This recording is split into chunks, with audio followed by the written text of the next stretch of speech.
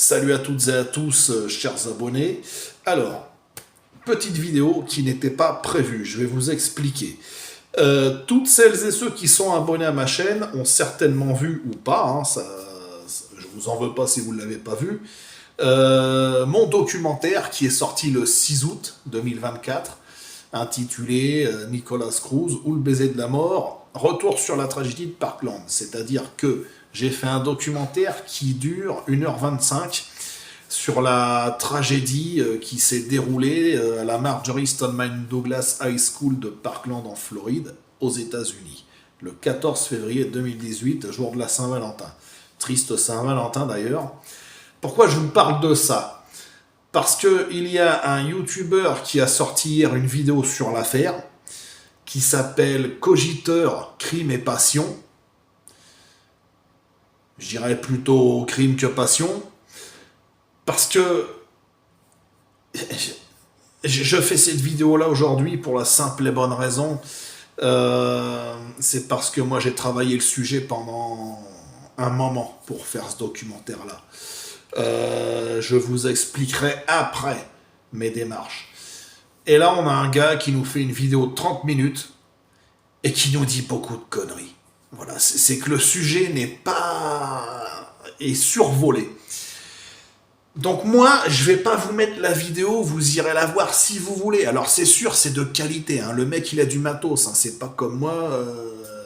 Là encore, je fais la vidéo avec un Android, hein. Je la fais pas avec l'iPhone que j'utilise pour Gueule Critique. C'est parce que là, c'est une vidéo à l'arrache. Donc ce gars nous sort hier une vidéo sur Nicolas Cruz et l'affaire de Parkland. Ah, j'étais très heureux au départ. Je vois ça, je vois la miniature, déjà qui est pas ouf en soi, je suis désolé. Et je dis bon, je vais regarder ce qu'il a fait ce gars-là. Et alors déjà 30 minutes, mais il y a au moins 2-3 minutes de tirade poétique sur des trucs dont on se fout, qui aurait pu être esquivé. C'est-à-dire que le mec, il nous met un peu de romance. Bon, d'accord, oui, je veux bien. Mais il donne des détails sur des trucs. On va déjà commencer par ces trucs-là. Après, on va commencer par les erreurs qu'il y a, qui sont liées à cette affaire-là. Des erreurs de date, des erreurs de trucs associés à Cruz, alors que c'est pas associé à lui. Enfin, bref. Donc premièrement, il y a ces espèces de tirades poétiques qui servent à rien, je suis désolé. Oui, Parkland, c'est une ville qui fait la taille de je sais plus quelle ville en Alsace. Enfin bon, voilà. Va au but, j'ai envie de dire. Bon, il y a un moment, il dit, c'est une ville où il y a un taux de criminalité très faible, voire rien du tout. Bon, ça, c'est intéressant déjà par rapport à une affaire comme ça. Voilà. Il y a un truc qui me fait rire, il y a un moment, c'est limite un cours d'architecture. Deux, presque. Il nous dit, le chauffeur dépose Nicolas Cruz devant le bâtiment 12. Déjà, c'est pas le chauffeur, c'est une chauffeuse Uber. C'est une nana assez âgée qui a déposé Cruz. Donc, il dit la vérité sur l'heure, 14h19, ça c'est vrai. Moi, je le dis aussi dans mon doc. Après, le chauffeur ou la chauffeuse, c'est un détail, mais après, bon, moi j'ai poussé le truc parce que je me suis intéressé à ça. Et là, il commence à nous faire limite un cours d'architecture en disant, il se pointe devant le bâtiment qui fait 3 étages, c'est des murs de béton, ouais d'accord, c'est sûr, c'est pas du carton. Il y a tant de classes, on peut mettre tant d'élèves, bientôt il va nous faire une description si le toit est en zinc ou en tôle ou en fibrociment. Enfin bref, c'est des trucs dont on se fout dans un documentaire True Crime. Il nous parle à un moment des fenêtres du bâtiment 12. Je sais pas si c'est l'ouragan Kirk ou Milton qui a frappé la Floride, justement, qui lui a fait sortir de tels trucs. Il nous dit à un moment, les fenêtres du bâtiment 12 sont à l'épreuve des ouragans et résistent très bien aux balles du tireur. Ah, je suis désolé, elles résistent peut-être aux balles du tireur, mais moi j'ai des plans des fenêtres sur mon docu où vous avez des impacts de balles comme ça sur les fenêtres. Hein. Vous irez voir. C'est un AR-15, l'arme. Et là, on en arrive à l'arme aussi, où il y a un moment, il nous dit, Nicolas Cruz, ça y est, plus rien ne peut l'arrêter, il se pointe, enfin je sais plus c'est quoi la phrase, armé de son fusil de chasse. Voilà. C'est un fusil d'assaut de type semi-automatique AR-15. Donc entre un fusil de chasse et un AR-15, il y a une différence énorme au niveau des dégâts, hein, déjà, au niveau du calibre de balle. Qu'est-ce que j'ai retenu comme erreur? Oui, il y a un moment, avant cette fusillade, hein, il nous parle de Nicolas Cruz et de son enfance et de son adolescence, très perturbé, moi aussi je le fais, mais il associe quand même quelque chose qui n'est pas associé à Nicolas Cruz et qui est associé à Randy Ster, à savoir la chanson, je sais plus comment elle s'appelle, bref, parce que c'est une réaction à l'arrache et du coup j'ai pas noté le nom de la chanson. C'est une chanson qui parle de quelqu'un qui a envie de commettre une fusillade dans les écoles. Et c'est Randy Stairs qui la gueule à tue-tête dans sa voiture parce qu'en plus il vient d'acheter une arme pour commettre un massacre également. Et il associe ça à Nicolas Cruz en disant bah, Nicolas Cruz, il a chanté souvent en hurlant cette chanson-là. Non, non, non, j'ai même corrigé Cogiteur, Crime et Passion en lui disant j'ai le timecode en tête, hein, à 4 minutes 24 précisément de ta vidéo, cette chanson est associée à Randy Ster. Voilà. Je lui ai apporté certaines corrections parce qu'il y a énormément de détails qui ne vont pas, notamment au niveau des dates. Le procès a eu lieu, enfin je veux dire le verdict a été prononcé le 13 octobre 2022 à Fort Lauderdale en Floride, au tribunal, hein, situé par ailleurs juste à côté de la prison où était détenu Cruz lors de son jugement. Et la peine a été entérinée le 3 novembre 2022 et non le 2 novembre, comme il le dit, et en plus il se gourre. Il nous dit, et il n'a même pas comment dirais-je, il ne percute pas pour corriger une erreur comme ça. Au lieu de nous dire 2022, il y a un moment, il nous dit 2002. En 2002, Nicolas Cruz, il avait quand même 4 ans. C'est un mec qui est né le 24 septembre 98, hein, pour info.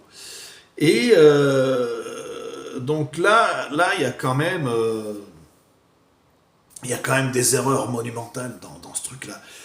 Et j'en oublie énormément. Oui, il y a un truc, franchement, c'est digne de la science-fiction ou de la fiction tout court. Il nous dit, il y a un moment, il y a une balle du fusil d'assaut, il y a une balle qui ricoche sur l'une des comment on appelle ça, des alarmes incendie et qui la déclenche. Non. Ce qu'il faut savoir, c'est que quand Cruz est arrivé, qu'il a armé son fusil et qu'il a rencontré Chris McKenna, d'ailleurs, encore une autre erreur, puisque Cogiteur, Crime et Passion nous dit que Chris McKenna arrive derrière Nicolas Cruz, alors que si vous regardez la vidéo de surveillance, il arrive face à lui. Et Cruz est en train de charger son AR-15. Et il dit précisément à McKenna, tu ferais mieux de partir d'ici car les choses vont devenir vraiment bordéliques. C'est comme ça que ça se passe. Ensuite, il pénètre dans les couloirs et il déclenche volontairement les alarmes incendie pour... C'est bien dit au procès en plus. Hein. Nicolas Cruz déclenche volontairement les alarmes incendie de façon à faire sortir un maximum d'élèves. Pour faire évidemment un maximum de dégâts. Et c'est pas une simple balle d'AR-15 qui a déclenché les alarmes incendie. Donc là, je comprends pas comment qu'on arrive à un tel niveau de de médiocrité sur certaines choses, il faut le dire. Tant pis, je m'en fous de ce que vous direz dans les commentaires. Mais c'est pas possible quand je me dis, un mec comme moi, qui s'est investi dans cette affaire-là, et c'est là où on va en arriver, et j'ai pas cité toutes les erreurs qu'il y a, mais il y en a un paquet dans cette vidéo. Mon docu, il est pas parfait non plus, parce que si vous faites un documentaire complet sur cette affaire-là, c'est pas 1 heure et demie qu'il faut, c'est au moins 3 heures, facile. Si on analyse les souffrances de la famille, des familles de victimes, si on analyse... alors il y a des trucs qui sont vrais, hein, comme le fait que son demi-frère Zachary a fondé une association pour... j'en ai pas parlé moi dans le docu, parce que le but c'était pas parler de Zachary Cruz, mais principalement de son grand frère qui a commis un acte immonde. Et... effectivement, il parle d'une assoce qu'il a créée pour les gamins qui sont harcelés à l'école. Voilà, on va y arriver. Donc, c'est là où moi, je vais aborder la partie de cette affaire, pourquoi je l'ai traitée, pourquoi elle m'a passionné autant. Alors moi, je découvre cette affaire totalement au hasard, en regardant une vidéo de Feldup. D'ailleurs, restez avec moi pour janvier, parce que vous allez avoir des surprises pour 2025. Donc je regarde un épisode de Feldup, ou Feldup, hein, il préfère Feldup, donc appelons-le en version française, sur 5 youtubeurs qui ont tombé dans la folie, dont Elliot Rodger. Et là, il nous parle de gens qui ont été, comment dirais-je,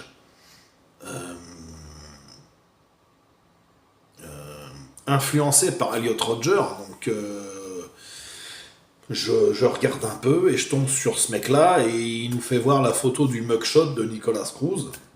Et quand je vois la tronche à ce type, je me dis, wow, enfin il a une tête, il a un visage qui est marquant comme gars. Donc j'ai décidé de m'intéresser comme ça de fil en aiguille à cette affaire de Parkland, hein, dont j'avais déjà entendu parler avant, sans regarder vraiment... le visage de l'auteur, bref, enfin, sans m'intéresser en plus à cette affaire. Donc, je m'y intéresse, et je me dis, la vache, chef. Et ça devient passionnant et fascinant, en fait. Tellement passionnant et fascinant qu'il y a un moment, je me dis, bon, je vais essayer quelque chose, si ça marchait bien, si ça marche pas, tant pis. Je contacte, premièrement, la prison de Fort Lauderdale, par mail, hein, en disant voilà, je mène une étude personnelle pour... alors c'était soit peut-être pour faire un bouquin au départ, soit peut-être pour faire... pas une thèse, hein, mais comment dirais-je, une analyse sur certains tueurs de masse, parce qu'il faut quand même savoir que l'affaire de Parkland, c'est la seule qui a provoqué une levée de bouclier contre la NRA et aussi envers le contrôle des armes à feu aux États-Unis. Hein. Et du coup, sachant que ça a fait grand bruit en Floride et aux États-Unis et partout ailleurs dans le monde, hein, pour ceux qui connaissent bien sûr cette histoire, j'ai dit je voudrais en savoir plus. Alors je commence à fouiller partout. Parce que tout est rendu public au State, hein. C'est ça qui est bien. Vous avez toutes les archives sur Internet, machin, enfin bon. Alors du coup, j'ai fait mes recherches et puis je tombe sur des noms. Parce que des fois, sur les docs en PDF, vous avez des emails. Ah, je dis, tiens, je vais contacter cette personne-là, machin. Donc on me dit non, il y en a qui ne me répondent pas, hein, machin. Et à un moment, je vois Investigator, entre parenthèses. Je dis, lui, je vais le contacter. Alors, je vais pas donner les noms parce que j'ai pas envie qu'après, s'il y en a qui sont... voilà, j'ai pas envie... bref, donc je vais pas donner les noms. Je contacte un investigateur, pardon, qui a été affilié à l'affaire Cruz dès le 14 février 2018.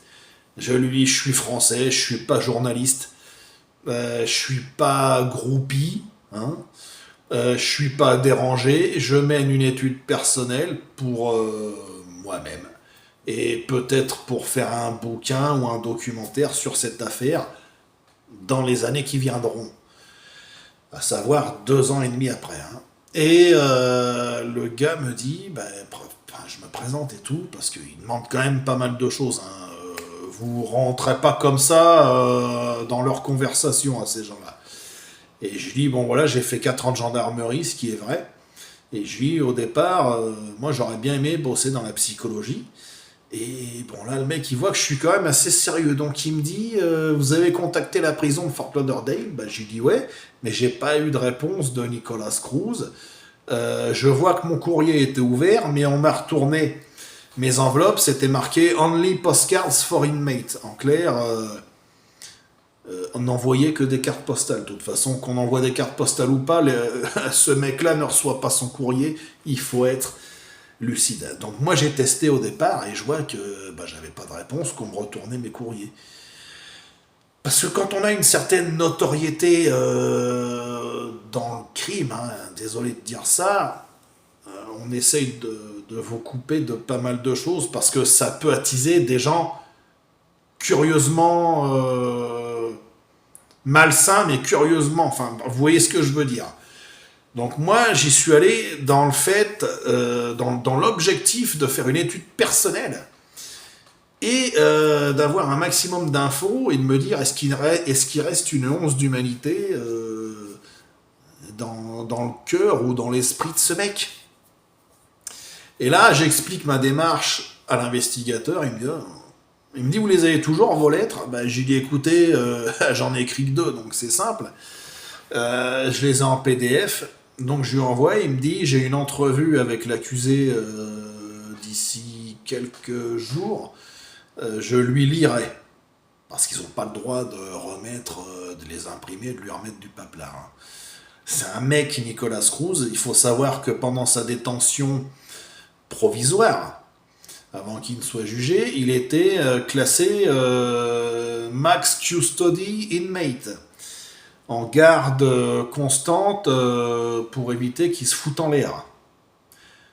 Donc comme moi, je suis dans le domaine du papier et qu'on se coupe très facilement avec du papier, je vous le garantis que c'est pire qu'une lame de rasoir des fois, donc je pense qu'ils vont pas lui mettre un bout de papier entre les mains. Et il me dit, je lui lirai vos lettres. Ok, bon, je lui fais confiance au mec. Hein. Donc il revient peut-être une semaine après, il me fait, écoutez, j'ai lu votre courrier à l'accusé. Il est très content qu'il y a quelqu'un qui s'intéresse à lui.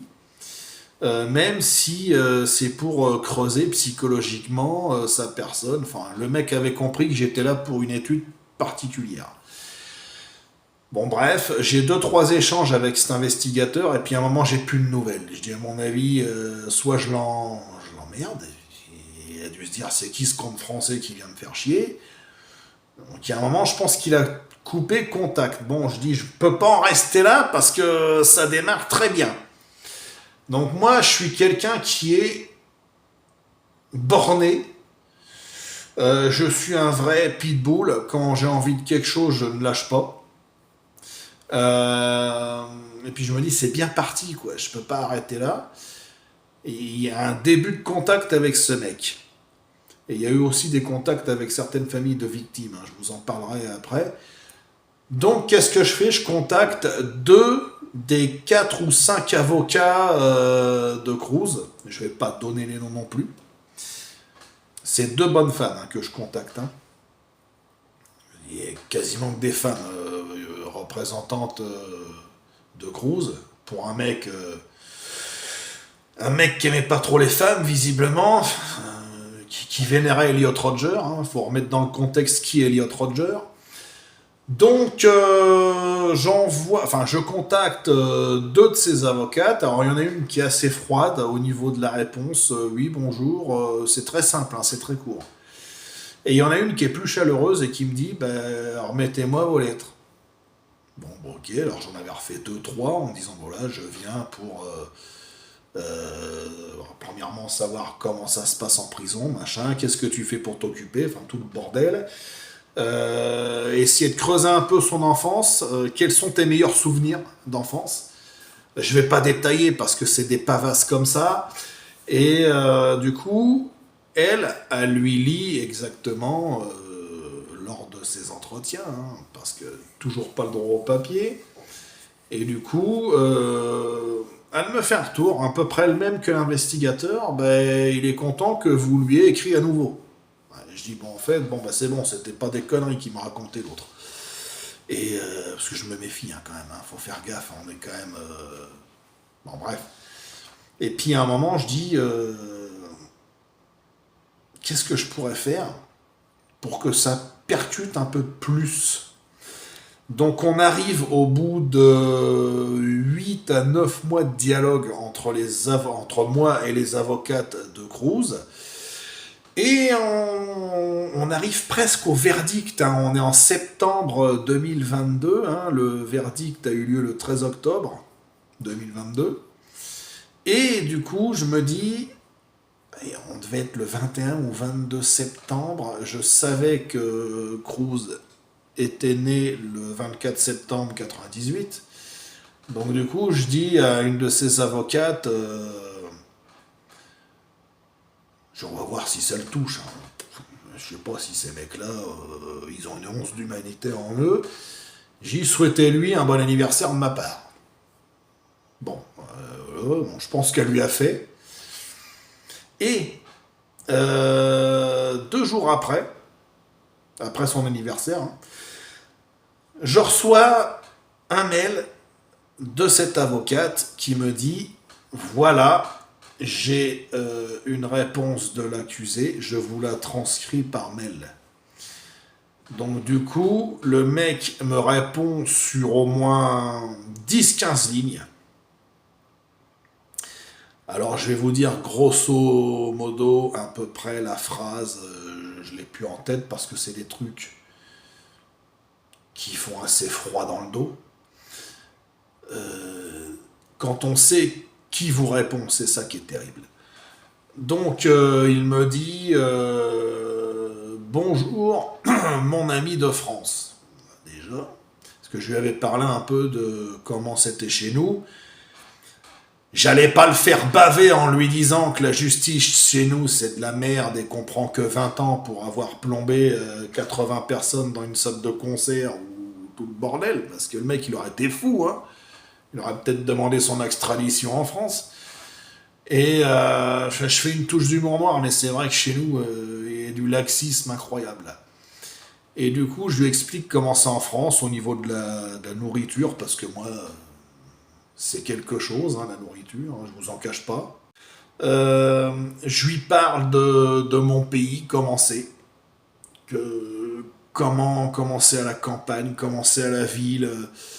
Je lui parle de mes passions, je lui parle de la musique, je lui parle du dessin, je lui parle de pas mal de choses.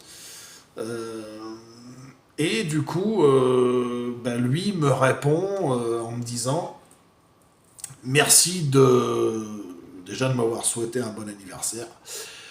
Merci, non, j'aime entendre parler de la France. Et entre guillemets, on voit quand même que le mec a une once d'intelligence, il me marque Napoléon, entre guillemets. Parce que c'est un mec qui s'intéresse énormément aux armes. Hein. Et puis bon, Napoléon, voilà quoi. Ça avait plus de gueule certainement que ce qu'il y a maintenant, hein, au niveau du pouvoir. Donc c'était une parenthèse. Et il me dit, j'aimerais bien un jour que tu viennes me voir, machin, qu'on puisse échanger par rapport à tes passions et puis aux miennes. Bon, je lui dis les tiennes, de toute façon, voilà quoi, les siennes, voilà, ça se limite aux armes à feu, quoi.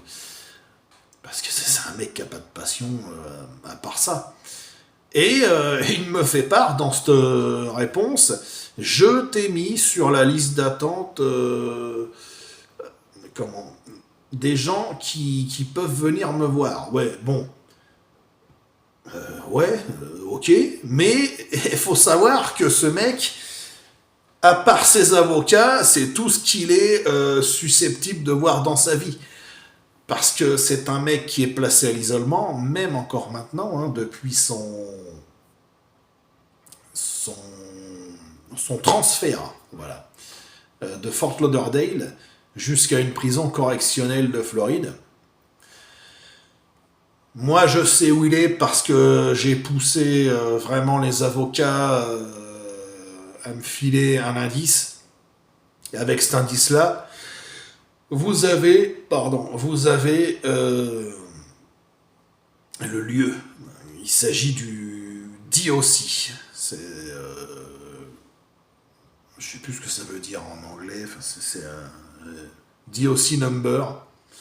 Et quand vous tapez ça, vous avez la localisation du mec. C'est tout ce qu'ils m'ont donné.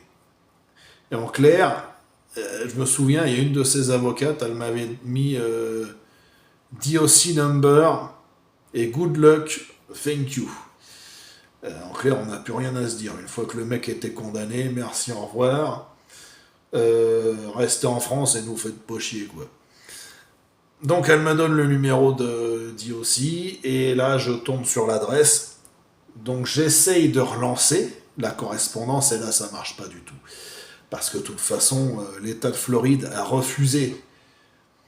Alors, c'est peut-être mis là-bas, mais le mec est peut-être pas là-bas parce qu'il y a des leurs, hein, moi je pense. Hein. Donc faut savoir que ces mecs-là, ils reçoivent pas de courrier, à part, tiens, vous êtes convoqué par votre avocat ou machin. Bon, qu'est-ce que tu veux foutre maintenant? T'es condamné à perpétuité, tu sais que tu t'en sortiras jamais. Et là, on va aborder aussi le sujet des familles, parce que en parallèle, j'ai pu discuter avec certaines familles. Il y en a qui ont les réseaux sociaux, hein, Facebook. Hein. Et ces familles sont au nombre de trois. Il y a eu Montalto, le père, hein, Tony Montalto, à qui j'ai présenté mes condoléances plusieurs années plus tard, hein, bien sûr. Et je lui ai dit, votre association Gina Rose est vraiment... Enfin voilà quoi, c'est un bel hommage à votre fille, machin.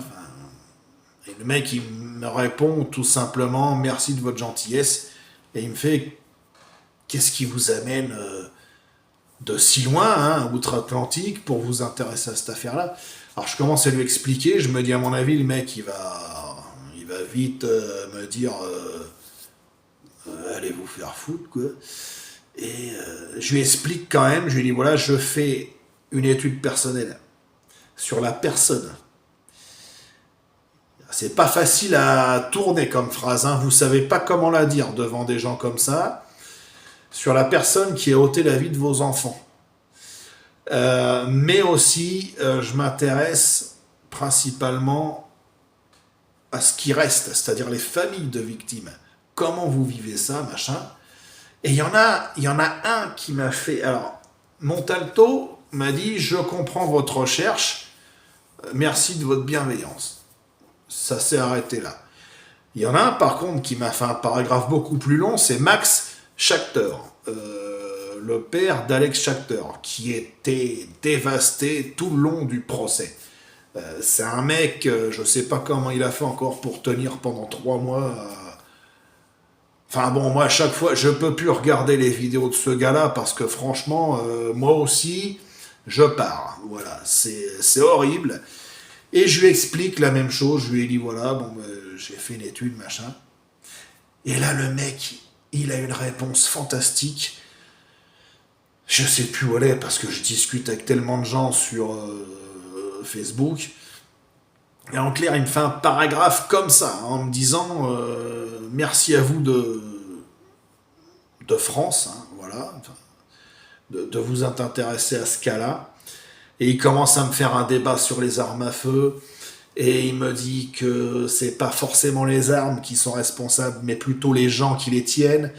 Il m'a dit quand même que ce mec-là, hein, sans citer le nom, a été élevé dans l'amour. Et ça, c'est vrai. C'est vrai que Cruz a été élevé dans l'amour et qu'il ne comprend pas comment ce mec-là, on a pu en arriver là. Enfin, voilà. Mais les troisièmes que j'ai contactés, c'est le père de Joaquin Oliver, à savoir Manuel Oliver. D'ailleurs, on le voit lors du procès. Même Max Schachter et Montalto, hein, dans mon documentaire, vous les voyez. Et je n'ai pas eu de réponse, par contre, de leur part. J'ai contacté, comment il s'appelle, Anthony Borges, c'est-à-dire le rescapé qui a pris 6 balles et qui s'en est sorti. Et voilà, je lui ai dit, c'est vous maintenant qui avez les droits sur le nom de Nicolas Cruz. J'aimerais un jour essayer, ça va peut-être loin, hein, mais de l'interviewer pour voir s'il reste quelque chose d'humain en cette personne et est-ce que la prison le fera réfléchir à ce qu'il a fait. J'ai pas de réponse. Donc aujourd'hui, à l'heure actuelle, j'ai cessé tout intérêt à cette affaire, parce que de toute façon, c'est se heurter à des murs, hein. Il y a des fois. Mais il y a des murs qui ont réussi à tomber quand même. J'en ai fait tomber quelques-uns. Mais je vous garantis que ça n'a pas été toujours simple. Je faisais ça quand j'avais certains moments de libre ou pas d'inspiration pour la musique et tout ça. Et puis ça a fini par payer. Et c'est ce qui a donné ce documentaire. Et je voulais terminer sur cette note. Quand on fait une vidéo sur quelque chose, alors ça peut pas être parfait tout le temps, hein, sur tous les sujets, hein. Même moi, il y a des gueules critiques où je dis peut-être des conneries, hein. Mais par contre, quand on aborde un sujet comme ça, c'est très important de ne pas associer des actes d'autres personnes avec les actes d'une autre aussi. Enfin, vous voyez ce que je veux dire, comme l'histoire de la chanson. C'est important de ne pas se gourer dans les dates, c'est important de ne pas dire...